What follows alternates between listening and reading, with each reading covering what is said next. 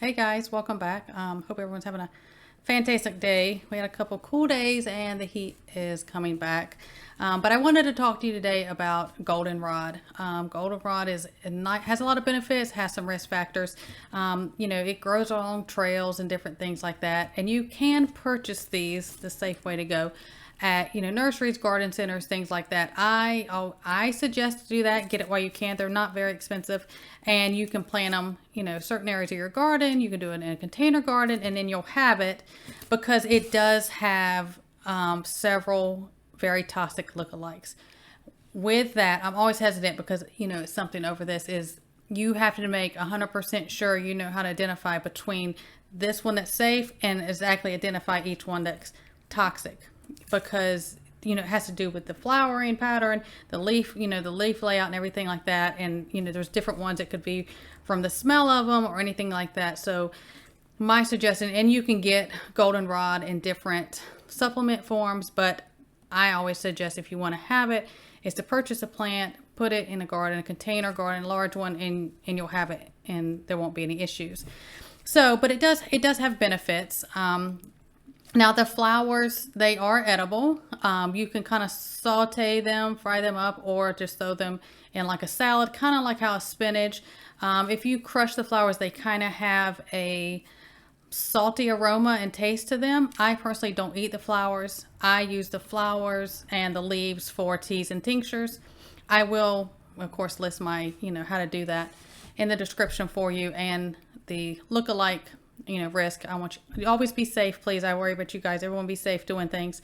But it is a diuretic, and it is an antiseptic. So anything that is urinary tract, if urinary infections, bladder infections, kidney stones, anything like this is really good for that. And then anything with wounds, whether it's boils or cuts or certain rashes, and it burns or anything like that, this is really good for that. It is anti-inflammatory, antibacterial, antifungal, so that's good for anything topical like that. That's gonna help heal that, make sure nothing's getting infected or going anywhere. That's really good. Colds, allergies, any kind of congestion, it does expel mucus. For that use, I prefer to use it as a tea. It's good for seasonal allergies and just getting rid of inflammation that goes along with colds and things like that. It'll help.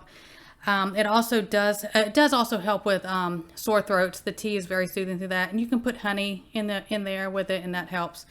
Any kind of inflammation in your GI tract, whether you've been sick and you kind of had that inflammation afterwards, or if you have something going on, this is actually antimicrobial, so it'll treat things like that, different type of GI infections.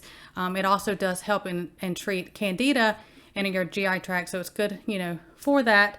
The thing with this is some people say it's good for cardiovascular. There are some benefits for strengthening different things with cardiovascular, but the flip side of that is, because how it helps with cardiovascular is it helps with circulation problems cardiovascular wise. But if you have blood pressure issues, you should not take golden seal internally. So there's that kind of catch-22 with the cardiovascular help and this. Whenever there's a risk like that, my thing is always, if it has those risks, there are other things that can give you these benefits, minus the risk that this one may for, the cardiovascular. In fact, you have those.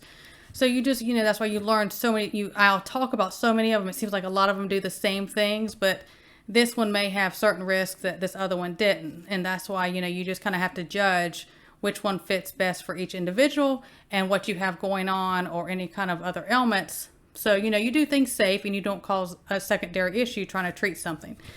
So it is also good because of its anti-inflammatory properties. Anything with your joints, joint pain, arthritis, gout, this is really good for that. Teas, tinctures, anything like that.